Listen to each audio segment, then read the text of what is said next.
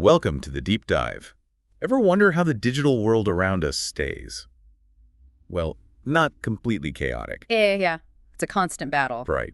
So today we're going to pull back the curtain on the essential techniques that keep our computers, phones, and networks secure. Think of it like understanding the blueprints for keeping a digital fortress strong. That's a good way to put it. We've got a fascinating stack of information to explore, so let's jump right in. Sounds good. We're diving into the practical side of digital security today. Forget the scary headlines for a moment. We're focusing on the fundamental ways we actually build and maintain defenses for our digital lives. Okay, so if we're building this digital fortress, where do we even start? What's the cornerstone of a secure system? It all begins with establishing what we call secure baselines. Secure baselines. Okay. Think of it as setting the initial ground rules for security, a safe and sound starting point for any piece of digital tech. There are three key stages. You establish the baseline, then you deploy it, and finally, you maintain it over time. Okay, establish. That sounds like figuring out what secure even means in the first place. How do we do that? Do we just make it up? Hey, no, luckily not. Exactly. We don't have to invent this from scratch. There are well-respected guides out there. One great resource is the CIS benchmarks, provided by the Center for Internet Security. CIS benchmarks. What makes them so useful? Like, why those? Well, they're like really comprehensive instruction manuals for secure configurations, and they're created by a whole community of IT professionals. Oh, right. So it's not just one group's idea. Exactly. This collaborative approach means they're constantly updated to address the latest threats, They give you a detailed step-by-step guide, a real industry-backed roadmap for setting up your security foundation right. The key takeaway here is that you're not just guessing, you're following established best practices. Gotcha. So it's like getting advice from a global neighborhood watch of security experts. Cool. Yeah. What's the other option for establishing a baseline? The other main option is the Security Technical Implementation Guide, or STIG. This comes from the U.S. Department of Defense. The DoD. Oh. That sounds pretty serious. Is it only relevant for them, or? Well, while their primary mission is securing the Department of Defense's systems, the STIG is a very thorough and systematic approach to security. It's super detailed. Okay. They have this process of assessing systems, finding anything that doesn't meet their security guidelines, and then, fixing those issues. Because it's so rigorous, its influence has spread way beyond just the military.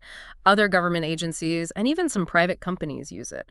Think of the STIG as a highly detailed and structured security standard. Very formal. Okay, so we've got our security blueprints, either the community-driven CIS benchmarks or the very structured DoD STIG.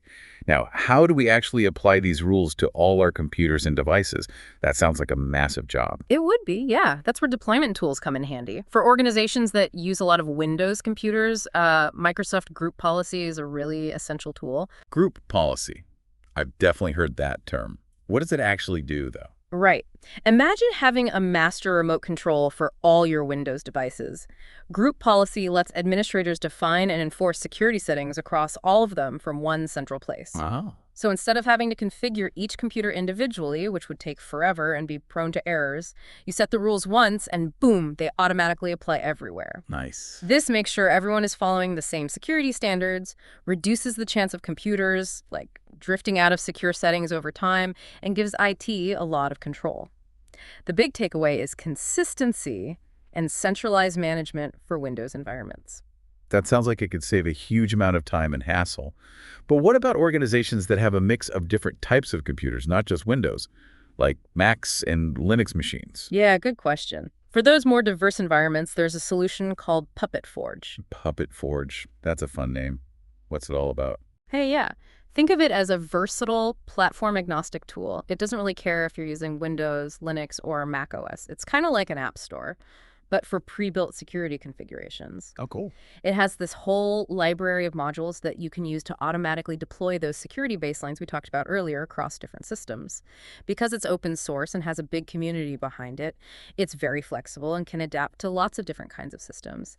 The key benefit here is its ability to manage security across a mixed or heterogeneous environment. Okay, so we've figured out our security rules with CIS or STIGs, and use tools like Group Policy or Puppet Forge to automatically apply them. But like any good defense, you can't just set it up and walk away, right? It needs upkeep. Absolutely, you nailed it. Keeping those baselines up to date is critical. New threats pop up all the time, vulnerabilities are discovered, so we need to regularly check if our systems still meet our security standards. That's where tools like SCPIC Compliance Checker and CIS-CAT come into play. SGAP Compliance Checker. Okay, what does SGAP stand for, and what does this tool actually do? Sounds technical. It does, but the idea is pretty straightforward. SCAP stands for Security Content Automation Protocol. Think of it like a universal language for security checklists. Okay. The SCAP Compliance Checker uses this language to compare your computer's current settings against a defined set of security rules, like maybe a CIS benchmark or a STIG profile.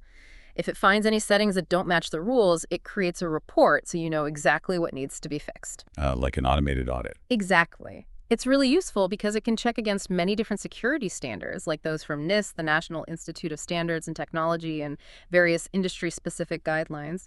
The core idea is automated checking against security benchmarks. So it's like a robot security auditor checking everything. What about CIS-CAT? How is that different? CIS-CAT is, well, it's specifically designed to check your systems against those CIS benchmarks we mentioned earlier. Oh, okay. Tailor-made. Right. The Center for Internet Security considers these benchmarks a really high standard, kind of the gold standard for secure configurations across a wide range of technologies. CIS-CAT is a flexible tool that lets you customize your security checks based on the specific benchmarks you care about. Importantly, it automates the scanning process, which saves a ton of time and reduces the risk of human error. The main point here is that it's focused specifically on validating against those really well-regarded CIS security rules. Okay, so we build our secure foundation with baselines and have tools to keep them in check. Now, the next step you mentioned is hardening targets. What exactly does that involve? Sounds kind of aggressive. Yeah, it's proactive, yeah. Hardening targets is all about making our devices and systems more resistant to attack. It's reducing their vulnerabilities, the potential weak spots so they become less appealing, and frankly, more difficult for attackers to compromise. Makes sense. A fundamental first step, and we can't stress this enough, is always changing the default settings, especially passwords, on any new device before you even connect it to your network. Right. Those default passwords are like admin and password, aren't they? Stuff everyone knows. Exactly. They're often publicly known, listed online even, and are the absolute first thing attackers will try. Beyond that, implementing those CIS benchmarks we discussed earlier is a key way to harden your devices systemically. And of course, having network-based firewalls, ideally with intrusion prevention and detection systems, IPS and IDS built in, is a critical layer for protecting your overall network. Think of hardening as adding extra layers of protection and closing potential security holes before someone else finds them. So it's like putting extra locks on the doors and windows, boarding up unused entrances. Makes sense.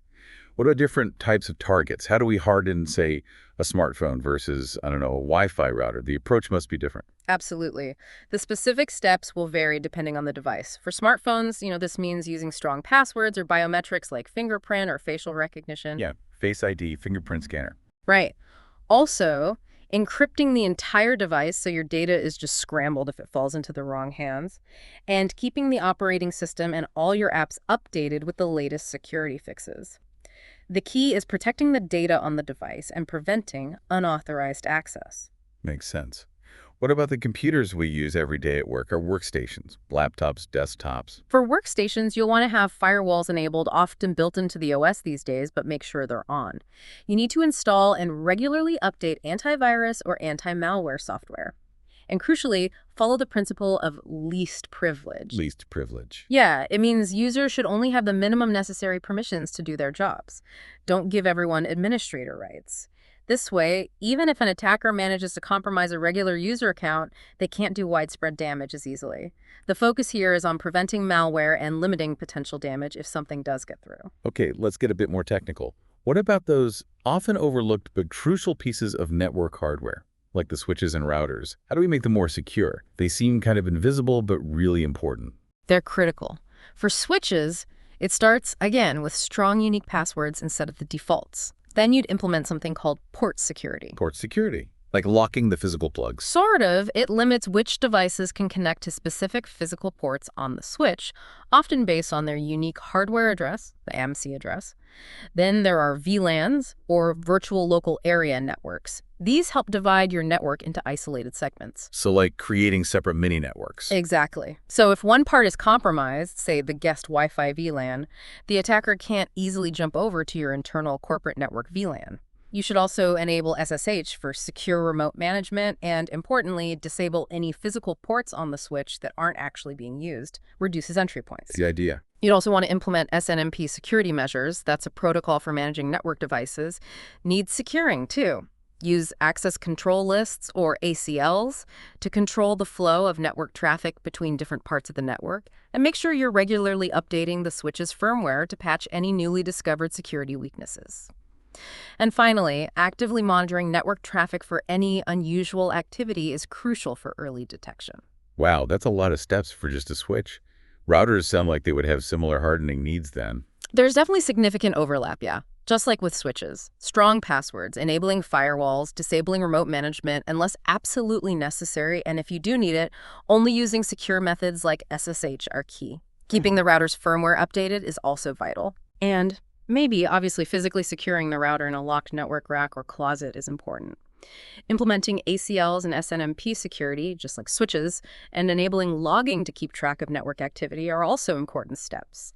Think of routers as the main gatekeepers of your network, so securing them properly is essential for controlling who and what can come in and out. Okay. What about digital resources that aren't physical boxes we can lock up, like cloud infrastructure, AWS, Azure, Google Cloud, or the servers running our applications? How do we harden those? Great question. For cloud infrastructure, it's all about strong access controls using things like identity and access management, IAM, to make sure only authorized people and services can access your resources. Using encryption is key, both for data at rest stored and data in transit moving around. And regularly conducting security assessments or audits to find and fix any weaknesses is crucial in the cloud. For servers, whether they're in the cloud or on-premise, the focus is on minimizing the attack surface. That means disabling any unnecessary services or software running on them. Promptly applying security patches is critical. Again, enforcing that principle of least privilege with strong access controls is vital. And keeping detailed audit logs of who accessed what and when helps with tracking and investigation if something happens. The key themes are controlling access, reducing potential entry points, and keeping software up to date. This is covering a huge range of devices and systems. Yeah. What about really specialized systems like industrial control systems, the ones that run factories or power grids, or even the tiny smart devices we have all over our homes now, IoT devices? Yeah, those require specific attention too. For industrial control systems, ICS and SCADA systems, which control critical infrastructure, network segmentation is absolutely crucial. You have to isolate them from less secure networks like the corporate or guest networks. Makes sense. High stakes there. Definitely. Enhanced physical security is also paramount for those systems, and you have to be very careful when applying security updates, as these systems often have unique uptime requirements and sensitivities. Embedded systems, found in everything from cars to medical devices, require minimizing unnecessary services and focusing on writing secure code during their development phase. Right. Real-time operating systems, RTOS, used in very specific, often critical applications where timing is everything, need strong encryption, secure boot processes to ensure they haven't been tampered with, and frequent security evaluations. And yes, change those default passwords. Always the passwords. Always. And for the vast, sprawling world of IoT devices, smart speakers, cameras, thermostats, you name it, changing default passwords is just the absolute first step. Strong device authentication is needed. Regular firmware updates are essential, though sadly not always available for manufacturers. Using network segmentation to isolate IoT traffic onto its own separate network is a really good practice. And mobile device management, which we'll touch on later, can also play a role in securing smartphones or tablets used to manage these IoT devices.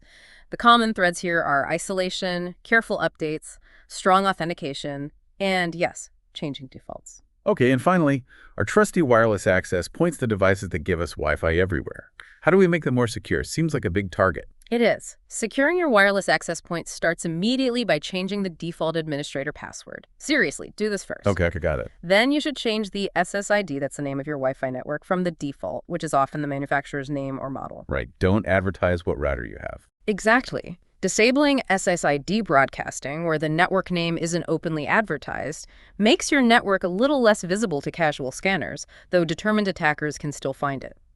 Implementing MAC filtering, where you create a list of approved device hardware addresses that are allowed to connect, adds another layer of control, though MAC addresses can be spoofed.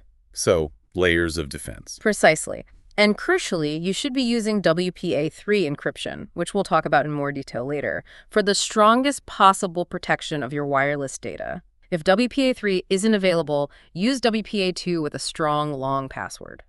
Think of these steps as making your Wi-Fi network less obvious, harder to get into, and ensuring the traffic that goes over it is securely encrypted. Okay, so we've got our secure baselines in place. We're hardening all our digital targets from phones to servers to IoT gadgets. Now let's talk specifically about wireless devices. They're just so convenient, but they also feel like they could be a potential weak link in our digital defenses sometimes. You're right, their convenience definitely comes with added security considerations. Just plugging them in isn't enough for a good setup, especially in a business or larger home. Effective deployment involves carefully thinking about where you place them, doing site surveys to understand the environment they'll be operating in, and even using tools like heat maps to visualize how well the Wi-Fi signal is actually covering the area you need it to. Site surveys and heat maps. That sounds way more involved than just sticking a router on a shelf in the living room. It is, especially for optimal performance and coverage. A site survey is like taking a detailed look, a reconnaissance of the physical environment where you're setting up your wireless network. You're trying to identify anything that might interfere with the Wi-Fi signal. Like what? What interferes with Wi-Fi? Oh, lots of things. Thick walls, especially load-bearing ones or those with metal studs, some cordless phones, microwave ovens when they're running, elevators, metal filing cabinets or doors, even other radio waves from neighboring Wi-Fi networks or Bluetooth devices. Wow. Knowing where these potential sources of interference are helps you figure out the best physical spots to put your wireless access points, WAPs, for the strongest and most reliable coverage. The key is understanding the physical environment to optimize performance. So it's like figuring out where the Wi-Fi signal will travel best and where it might get blocked or weakened by, I don't know, the fridge.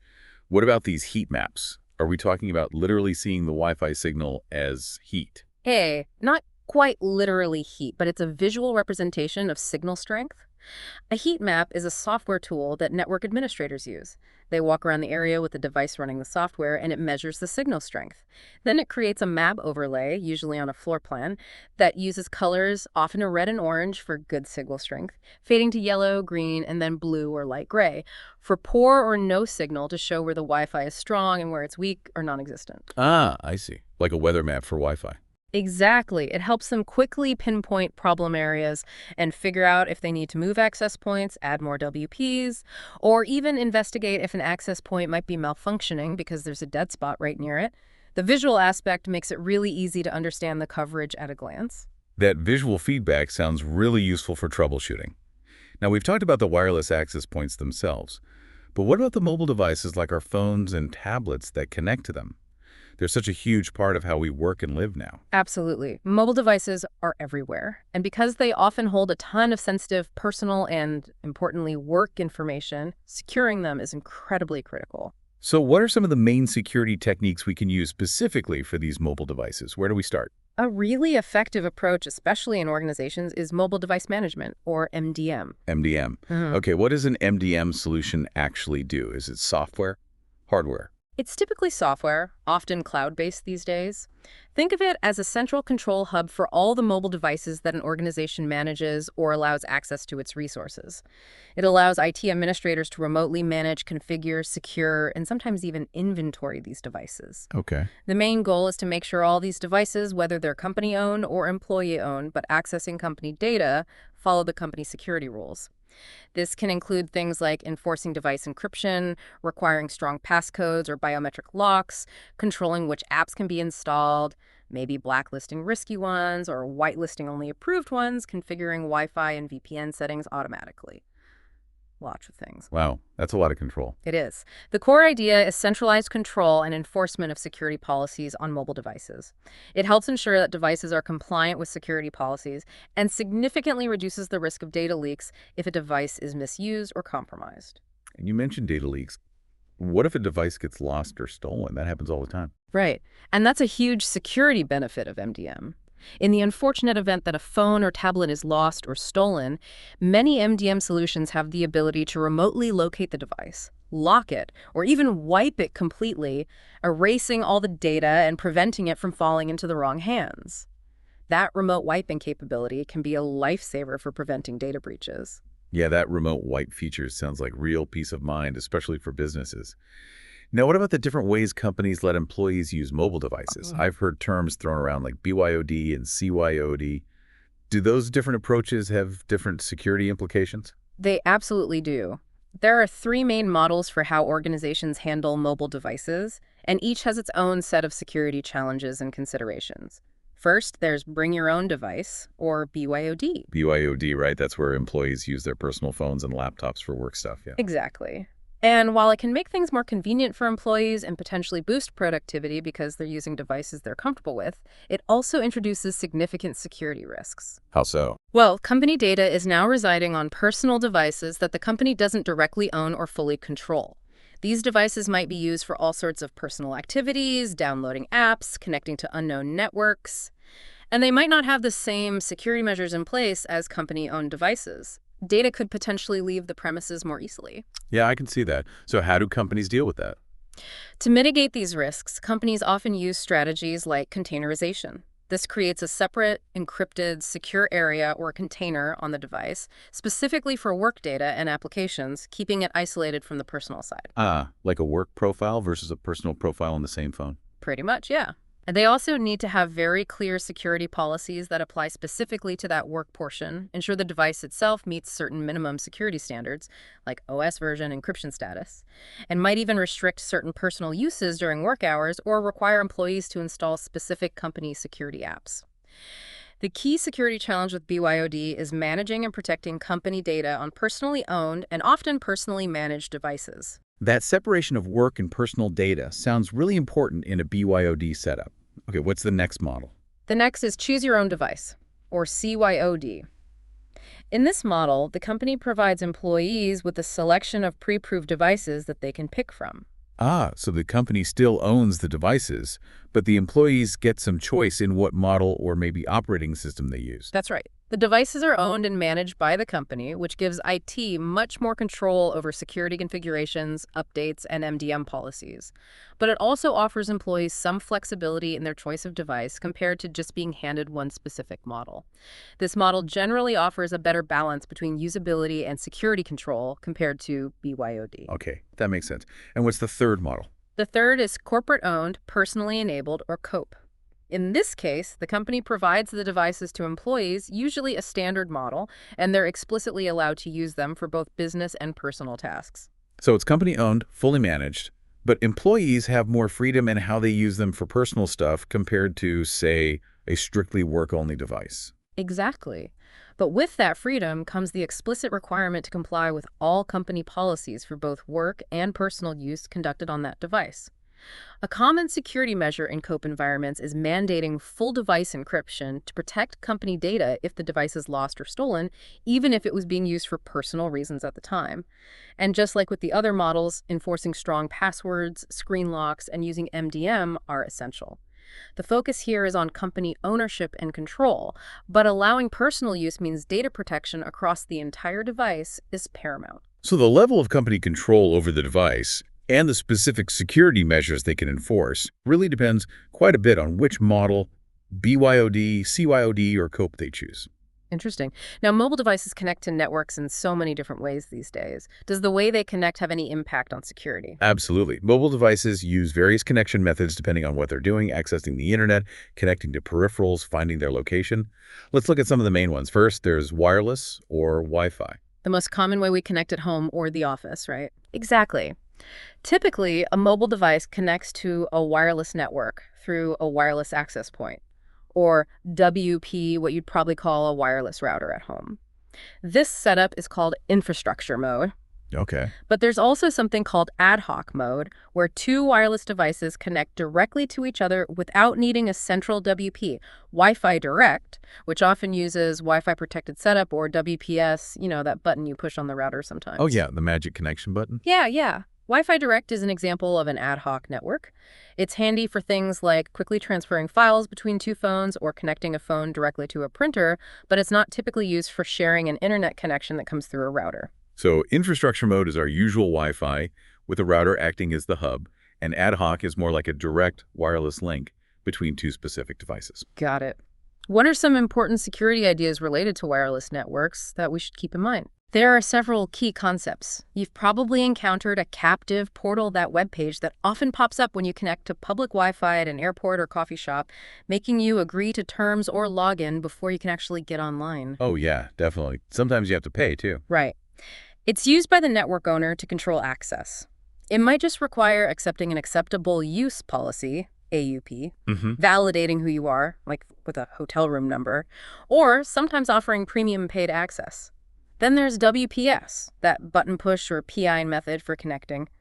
While it's convenient, some older implementations had security weaknesses that could be exploited, so it's often recommended to disable it if you don't use it. Good tip. The pre-shared key, or PSK, is simply the password you type in to connect to your Wi-Fi network.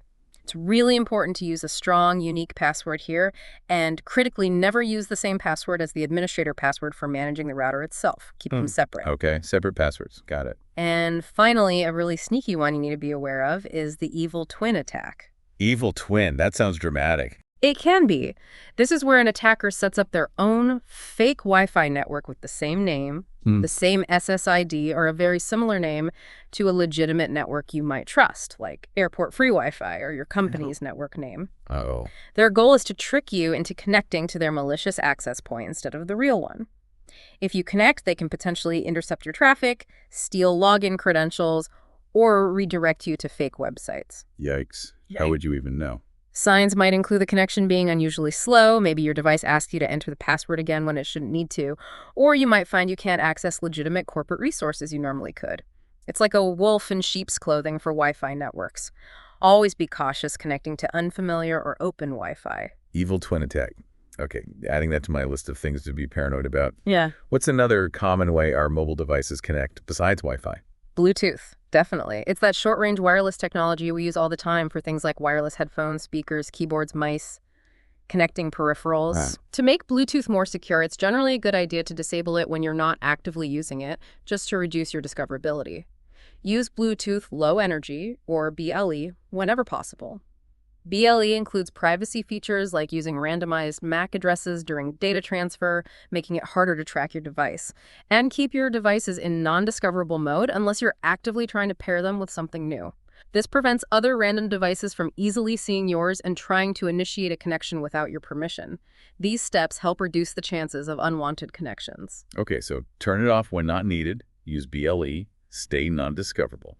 What else should we know about Bluetooth security? It seems pretty harmless usually. Usually, yeah, but there are things to consider. Authentication, or the pairing process, is key. When you connect two Bluetooth devices for the first time, they usually exchange a passkey or a PIN to make sure they're actually supposed to be talking to each other. It's really important to change any default passkeys, which are often something laughably simple like 000000000 to something more secure if the device allows it. Right, change the default. Always. You should also regularly check the list of devices you've paired with in your phone or computer settings and remove any that you don't recognize or no longer use. Clean up that list. And as we mentioned, BLE is designed to be very energy efficient and uses those random device addresses to make it harder to track devices over time, which is great for privacy with things like smartwatches, fitness trackers, medical devices, and other smart home gadgets. Okay, but are there actual attacks that target Bluetooth? Unfortunately, yes. Two classic ones are bluejacking and bluesnarfing. Bluejacking is more annoying than harmful. It's where someone sends unsolicited messages, like digital business cards or just text messages, to nearby discoverable Bluetooth devices. Huh, weird. Bluesnarfing, however, is much more serious. It's an attack where someone could potentially gain unauthorized access to the data on your device through a Bluetooth connection, things like your contacts list, messages, calendar, even files, depending on the vulnerability.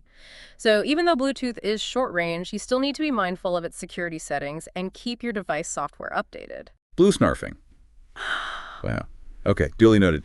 So even our short-range connections need some security attention. What about the connection we're almost always using when we're out and about cellular networks? 4G, 5G? Right. Cellular networks provide our mobile voice and data services over large geographic areas using cell towers and sometimes satellite links. Generally, they use strong encryption between your device and the cell tower to protect your communication, so they're considered relatively secure for everyday use. Okay. However, vulnerabilities can exist. Things like SIM card cloning, though less common now with better SIM tech, or the potential for sophisticated eavesdropping in certain situations using specialized equipment are theoretically possible. That's why, again, it's important to keep your mobile device's operating systems and your network settings updated to the latest versions, as these often include security improvements and patches provided by the carriers and manufacturers. Okay, so generally safe, but keep things updated. Got it. What about NFC? I use that all the time for paying with my phone at the store. Tap to pay. Yep. NFC, or near-field communication, allows devices to communicate only when they're extremely close to each other, usually just a few centimeters, an inch or two at most. It's the technology behind contactless payment systems like Apple Pay, Google Wallet, Samsung Pay, and also some transit cards, or key fobs. Right. Its security largely comes from this very short-range requirement. An attacker would need to get incredibly close to your device or card at the exact moment of transmission. However, as an extra precaution, some people advise storing any standalone NFC-enabled cards you might carry, like credit cards with the contactless symbol, in wallets or sleeves that have RFID blocking material, often made of aluminum foil layers. This is designed to prevent someone with a powerful reader nearby from potentially trying to skim your card information wirelessly without your knowledge. Ah, those special wallets. Good to know.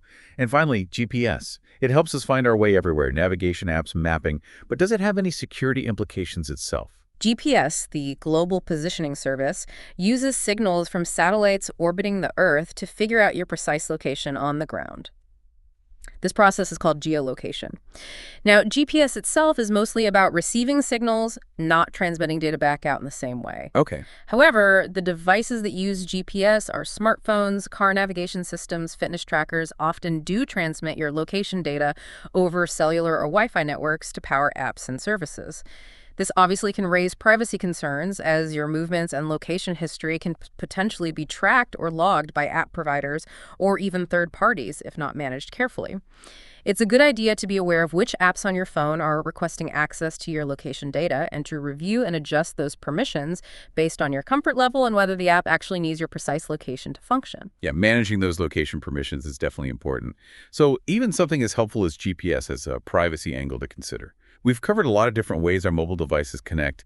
Are there any other related concepts or technologies we should quickly touch on in this mobile space? Yeah, there are a few more relevant ideas worth mentioning briefly. Radio frequency identification, or RFID, is related to NFC but can often work over longer distances. It uses radio waves to identify and track assets using small electronic tags. You see it in retail stores embedded in security tags on clothes to prevent shoplifting. Those contactless key cards or fobs you might use to get into an office building often use RFID technology as well. Okay. Geolocation, as we touched on with GPS, is really the broader term for figuring out a device's physical location using various methods, not just GPS satellites. It can also involve using the location of known Wi-Fi networks, cell tower triangulation, or even nearby Bluetooth beacons to estimate a position, especially indoors where GPS signals might be weak. Right, like when Google Maps asks if it can use Wi-Fi scanning to improve location accuracy. Exactly. And finally, tethering is probably something many people have done. It's when you use your smartphone, which has an active cellular data connection, to share that internet access with another device, like your laptop or tablet, usually by creating a personal Wi-Fi hotspot on your phone. It's super useful when you're on the go, but you want to make sure you secure that hotspot with a strong password. Definitely used that one before. Good point on the password. Okay, so lots of different technologies working together in our mobile devices, and each has its own security and privacy considerations. Now, let's circle back and go a bit deeper into wireless security settings, specifically for Wi-Fi. You mentioned WPA3 earlier as being a big improvement over WPA2. What makes it such a significant step forward? Why should we care about upgrading? Well, wireless technology is just so integral to how many businesses and even homes operate nowadays, right? It gives us incredible flexibility and mobility. However, transmitting data over the air inherently introduces security risks compared to a wired connection. That's why having robust, modern wireless security measures is absolutely critical.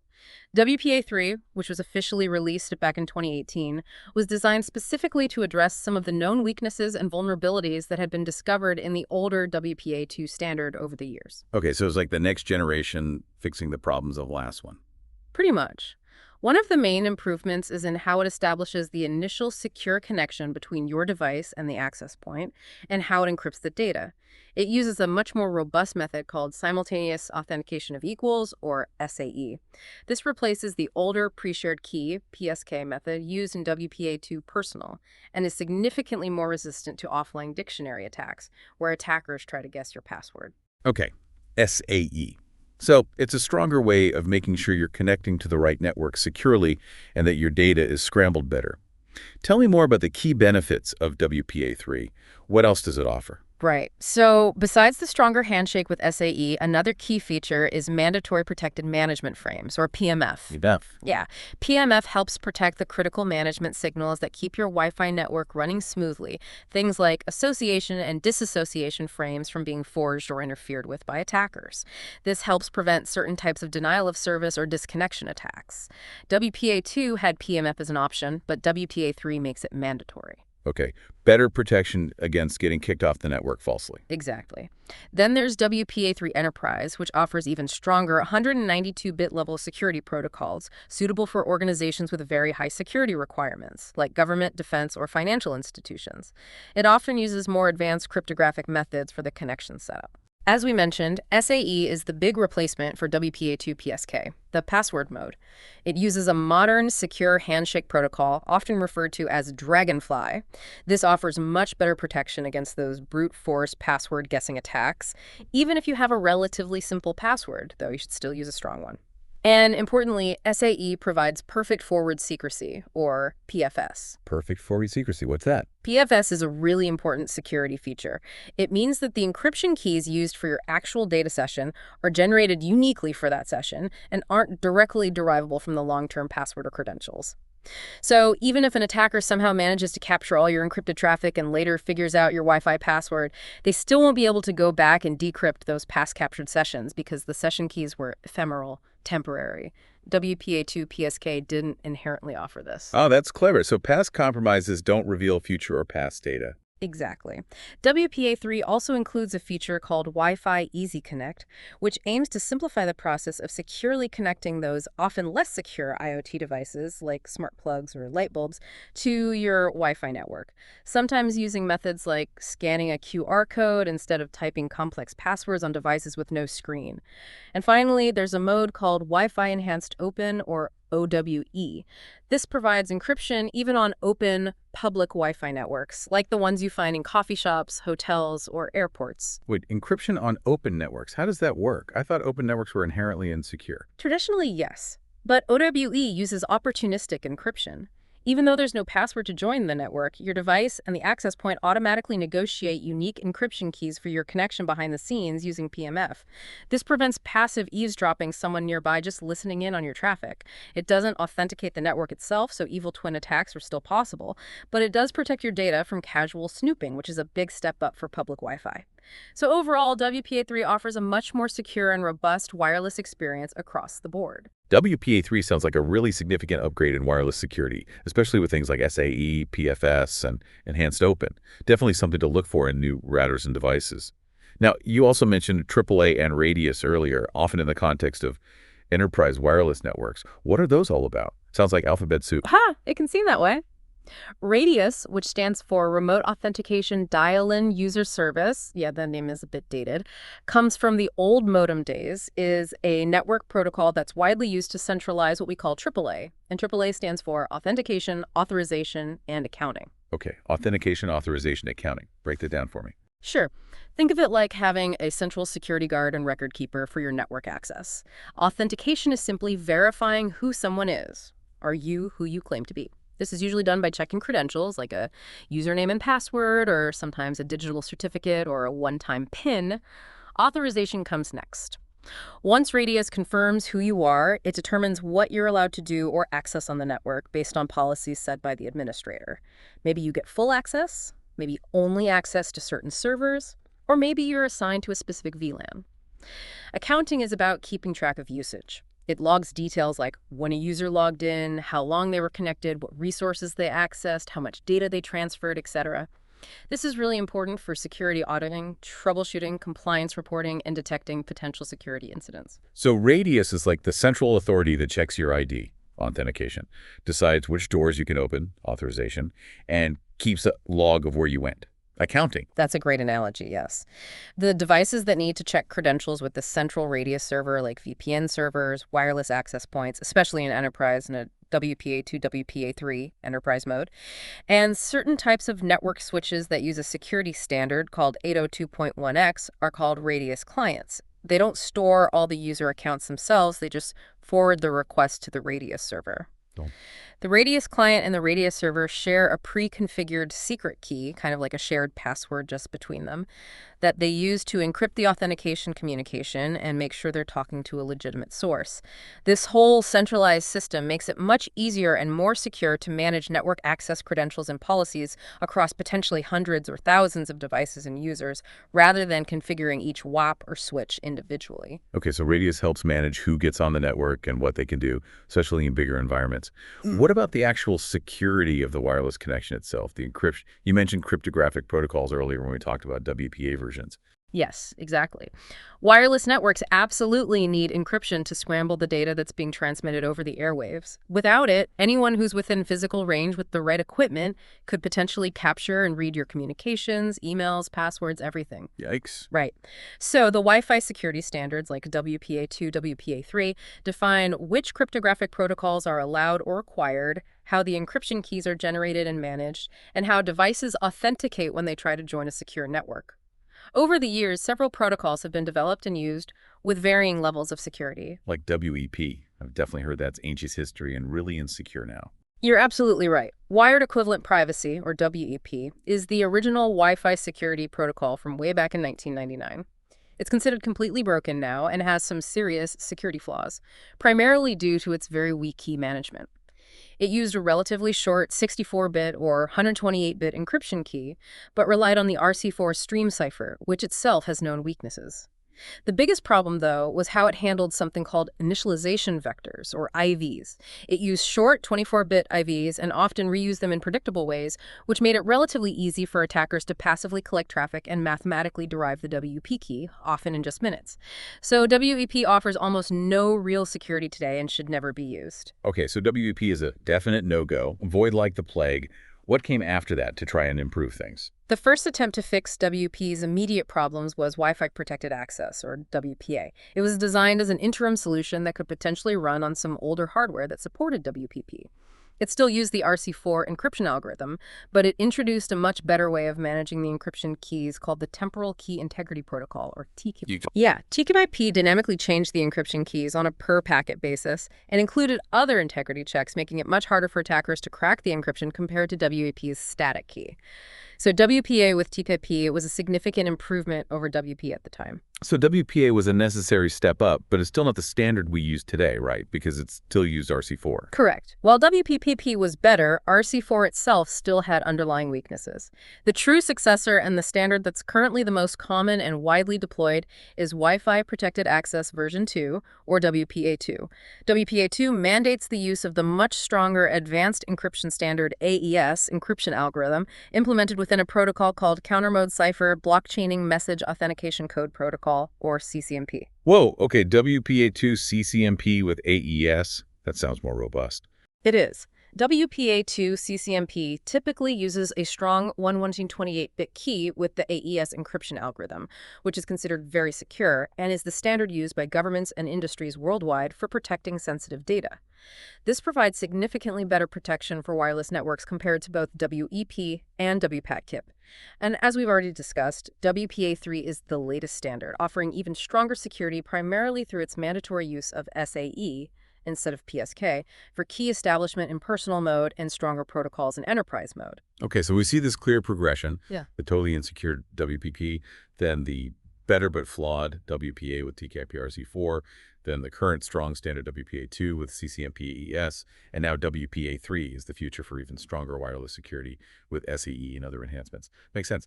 Now, you also mentioned authentication protocols separately. How are those different from the encryption protocols like CCMP or TKP we just talked about? Right, good distinction.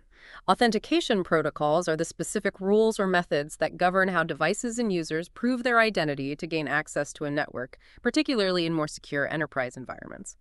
They're crucial in corporate networks for making sure only authorized people and company-owned or approved devices can get on, for keeping track of who's doing what for accountability, and for enforcing specific security policies based on who the user is or what device they're using. Encryption protects the data after a secure connection is established. Authentication protocols handle the process of verifying who is allowed to establish that connection in the first place, often working alongside Radius. Okay, so it's the how you log in part, Yeah. specifically for more complex setups. Yeah. Give us some examples of these authentication protocols in action. You mentioned EAP before. Yes. EAP, the Extensible Authentication Protocol, is actually a framework, not a single protocol. It defines a standard way for authentication messages to be exchanged, but the actual authentication method used within that framework can vary. There are many specific EAP types. One common one is Protected Extensible Authentication Protocol, or PEEP. Deep. Right. It's designed to be a more secure version of some older EAP methods. PEEP works by first creating an encrypted TLS tunnel between the client device, your laptop, say, and the authentication server, like a Radius server, usually using a digital certificate stored on the server to prove the server's identity to the client. Then, the client's actual authentication credentials, like username and password, are sent through this secure encrypted tunnel. This protects the credentials from being sniffed over the air. Ah, so it encrypts the login process itself. Smart. What else? You mentioned 802.1x. Right. 802.1x is technically more of an overarching IE standard for port-based network access control. It's not an authentication protocol itself, but it uses EAP methods to do the authentication. It basically says that a network port, whether it's a physical Ethernet port on a switch or a logical connection to a wireless access point, is blocked until the device or user connecting to it successfully authenticates. Managed network switches often use 802.1x to prevent unauthorized devices from just plugging into any available network jack and getting access. For wireless enterprise networks using WPA2 WP3 Enterprise, 802.1x is the standard framework used, typically relaying the EAP authentication messages back to a central Radius server. Okay, so 802.1x is the gatekeeper, and EAP types are the way you show your ID to the gatekeeper. That's a good way to think about it. Then there are specific EAP types used within 802.1x. EAP TLS, Transport Layer Security, is considered one of the most secure EAP methods. It requires both the server and the client device to have digital certificates installed. They exchange and validate each other's certificates to authenticate mutually. This is very secure, but requires managing certificates on every single client device, which can be complex. Yeah, it sounds like a lot of setup. It can be. EAP TLS, tunneled TLS, is often seen as a slightly easier alternative. Like PEEP, it first establishes an encrypted TLS tunnel using only a server-side certificate, which the client verifies. Then, within that secure tunnel, the client can authenticate using various methods, often simpler ones, like just a username and password, specifically using protocols like PAPI-CHAP, MS-CHAP, JAP, or MS-CHAP v2 inside the tunnel. So it still uses the tunnel for security, but might be easier on the client side. Correct. And another one is EAP Fast, Flexible Authentication via Secure Tunneling. This was developed by Cisco primarily for wireless networks. It aims to provide security similar to PEEP or EAP TTLS. But uniquely among these common tunneled methods, it doesn't necessarily require a server-side certificate.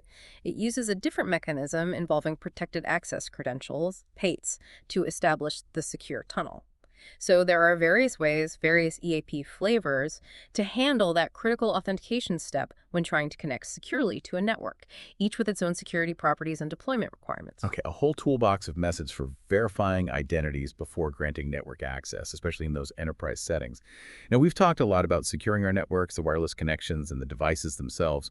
What about the actual applications, the software we use every single day? They can have security holes too, right? They seem like a huge target.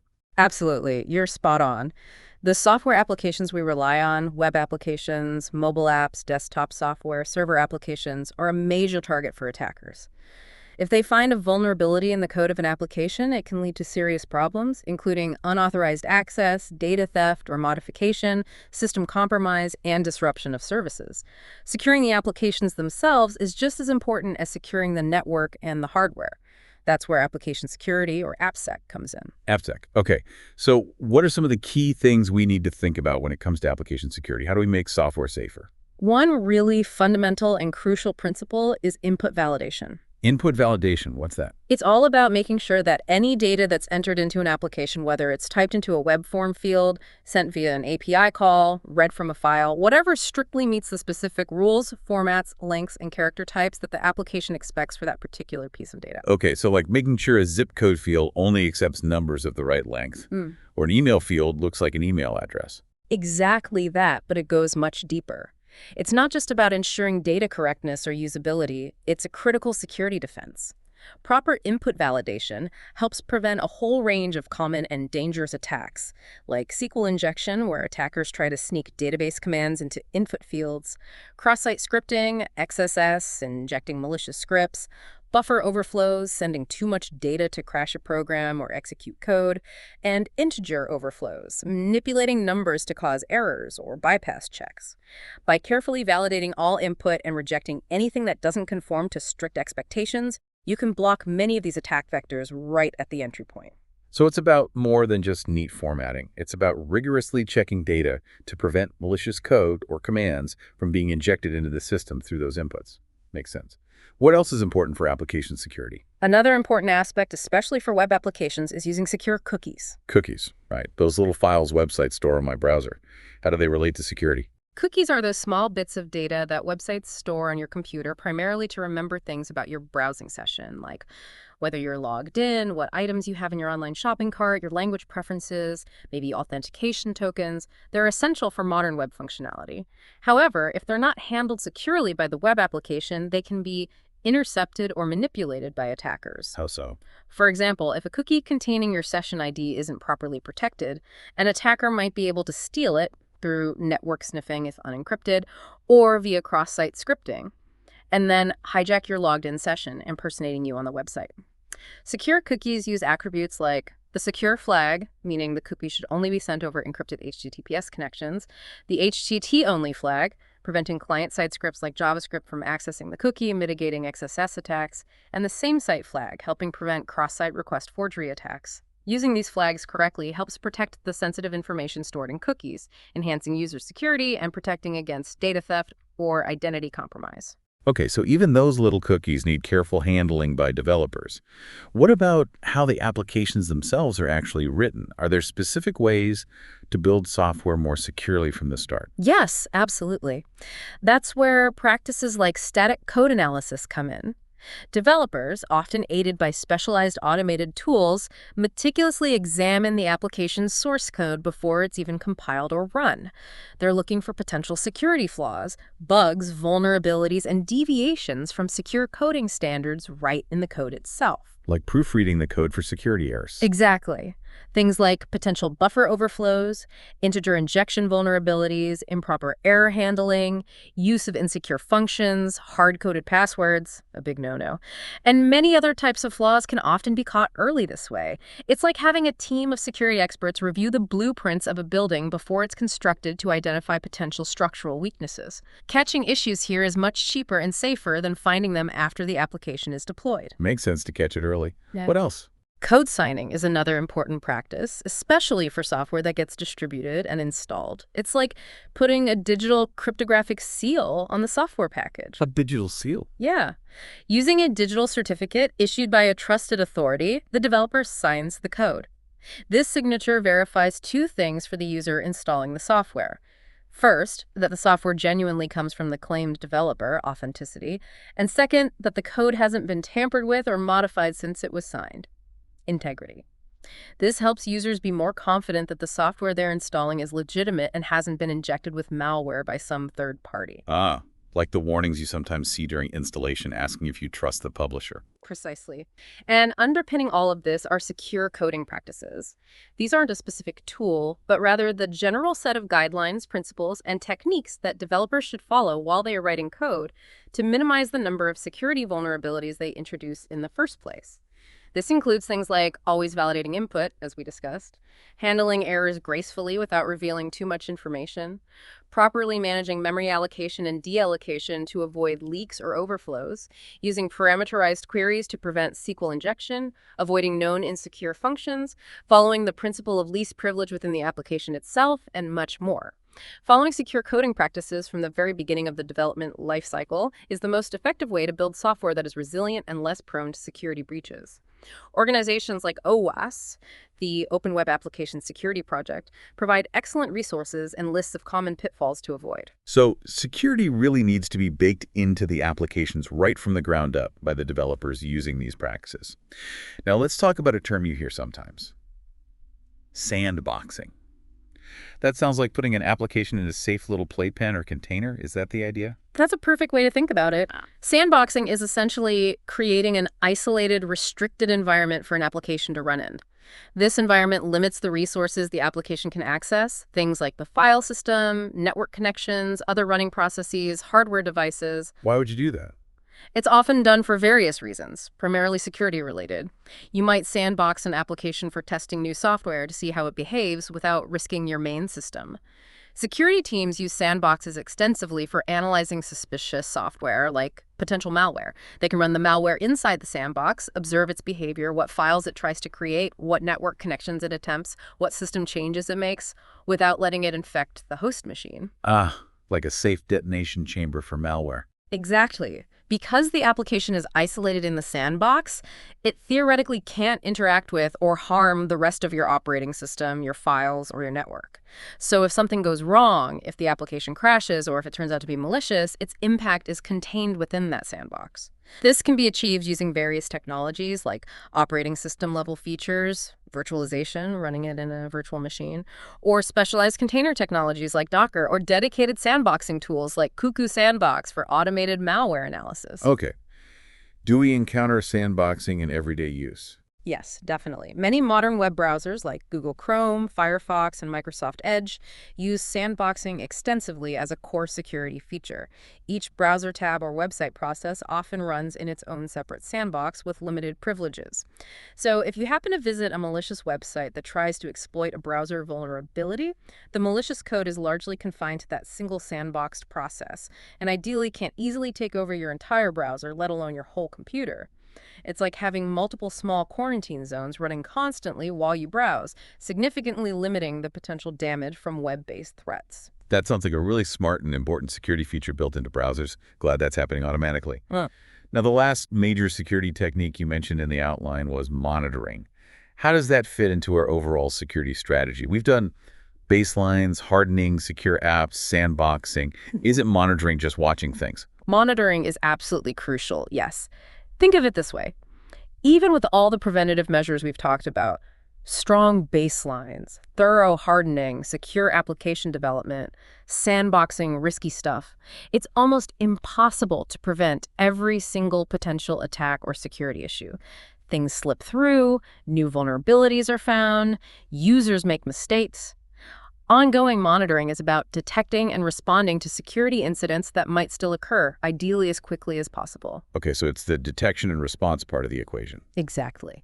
By continuously collecting and analyzing logs, network traffic, system events, and other relevant data from across your IT environment, and setting up automated alerts for suspicious or anomalous activity, you can identify potential problems much earlier than you otherwise might. This allows security teams or administrators to receive detailed information about potential threats almost in real time, and then take swift action to investigate, contain the threat, and ultimately resolve the security incident, minimizing the potential damage. Are there specific tools for this? It sounds like you'd need something powerful to watch everything. Yes, there are. While basic logging is built into most operating systems and applications, effectively correlating and analyzing logs from potentially thousands of sources requires specialized tools. There are sophisticated commercial security information and event management systems, often called SIEMs, like SolarWinds Security Event Manager, Splunk, IBM QRadar, Microsoft Sentinel, and others. These platforms are designed specifically to provide robust, centralized monitoring and alerting capabilities for businesses of all sizes. SIEMs. Okay. Yeah. How do they work generally? Yeah, typically they collect vast amounts of log and event data from all sorts of IT systems, servers, firewalls, network devices, workstations, applications, cloud services, you name it. They aggregate and organize or normalize this data into a central repository. Then, crucially, they apply real-time analysis rules, correlation engines, and sometimes machine learning algorithms to constantly sift through this data, looking for patterns, anomalies, or specific indicators of compromised IOCs that could signal a security threat like multiple failed login attempts, followed by a success, unusual network traffic patterns, known malware signatures, policy violations, etc. And when they find something? When the SIEM detects something suspicious based on its rules, it triggers alerts, usually sending notifications to the security team with specific details about the event, what happened, where, when, which systems or users were involved. This allows security analysts to quickly investigate the issue, understand the context, determine if it's a real threat, and then take the necessary steps using other tools or procedures to mitigate the threat and resolve the incident. Think of it as having sophisticated security cameras, motion detectors, and alarms constantly watching over your entire digital infrastructure, alerting the guards when something needs attention. So it's like having those security guards constantly watching the camera feeds and logs for anything unusual, but automated and much faster. Hmm. What kind of specific tasks does a tool like, say, Splunk perform in this process? Right. Splunk is a very popular platform, often used as a SIEM, although it's technically broader, more of a data analytics platform. In a security context, its key tasks would include data collection, ingesting data from virtually any IT source logs, metrics, network packets, configuration files, API outputs, data aggregation and indexing, centralizing all this diverse data, parsing it, and indexing it so it can be searched and analyzed extremely quickly. Real-time analysis, continuously running saved searches, correlation rules, and potentially machine learning models against the incoming data streams to identify security-relevant events or anomalies in real time. Alerting, triggering automated alerts, email, tickets, etc., when specific conditions defined in the analysis rules are met, indicating a potential threat. Providing detailed information. The alerts typically contain rich context and specific details about the security event to aid investigation. Facilitating swift response. Enabling security analysts to dive deep into the index data, pivot between related events, visualize trends, and investigate the scope and nature of the incident quickly. Supporting incident resolution. And providing the data needed to understand the attack, contain it, eradicate the threat, and recover affected systems. Reporting and compliance. Generating reports based on the collected data for historical analysis, management overview, and meeting various regulatory compliance requirements like PCI DSS, IPA, GDPR, which often mandate logging and monitoring. Reporting and compliance. So it's a comprehensive cycle supporting detection, investigation, response, and reporting. Wow. Sounds like a really powerful and vital layer of defense for catching anything that might slip through the cracks or for understanding what happened after the fact. We've covered so much ground in this deep dive today, all the way from building those initial secure foundations with baselines to actively watching for threats with monitoring. We certainly have. We've really explored a wide spectrum of essential security techniques, haven't we? Starting with establishing those solid, secure baselines using things like CIS benchmarks or STIGs, then moving on to proactively hardening our various digital targets, everything from mobile phones and workstations to network gear, servers, and even IoT devices. We looked at ensuring the security of our wireless connections with things like WPA3 and RadioS, and securing our mobile environments with MDM, and understanding different deployment models. We touched on critical application security practices like input validation and secure coding, using sandboxing for isolation, and finally, just now, highlighting the absolutely critical role of continuous monitoring and incident response using tools like SIEMs. And it's really clear that these aren't just abstract theoretical ideas, are they? They're all practical, real-world methods and technologies that are absolutely essential in today's constantly evolving and frankly quite dangerous threat landscape. They're necessary for keeping our valuable information safe, protecting our privacy, and ensuring our digital lives and businesses can actually run smoothly without constant disruption. Absolutely. In our increasingly interconnected digital world, having at least a foundational understanding of these security techniques and the core principles behind them, like least privilege, defense in depth, keeping things updated, is becoming less of an optional extra for IT folks and more of a fundamental necessity for everyone, whether you're just an individual trying to stay safe online or part of a large organization trying to protect critical assets. The threats aren't going away, so our defenses have to keep improving. That's a really great point. It's not just an IT problem anymore. It affects all of us. So thinking about everything we've discussed today, baselines, hardening, wireless, mobile apps, monitoring what's maybe one area of your own digital life or your work environment that you, our listeners, might look at now with a slightly more security-conscious perspective after this conversation. This deep dive has definitely given me a few things to double-check for my own digital habits and setup. Thanks so much for walking us through all of this complex stuff. My pleasure. It's crucial stuff to understand. Hopefully, it helps everyone build slightly stronger digital defenses.